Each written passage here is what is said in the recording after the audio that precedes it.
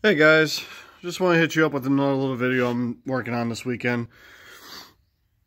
I got my 2008 Yamaha Roadstar Silverado 1700.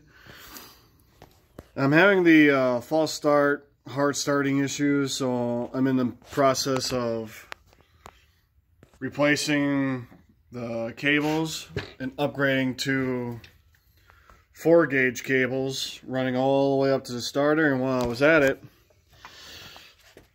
I figured I'd replace the old starter that's been on the bike since. Couldn't hurt, couldn't help. All this is really easy and really simple.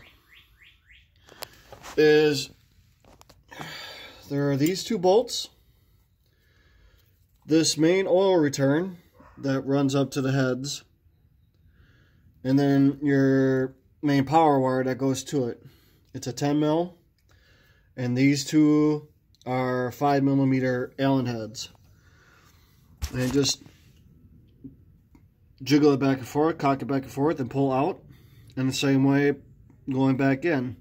You have to remove this, otherwise you're never going to pull it out. So that's it for now.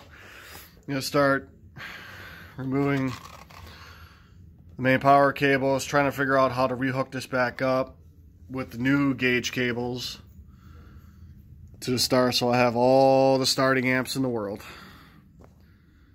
Alright, and again, this is my 2008 Yamaha Roadstar 1700.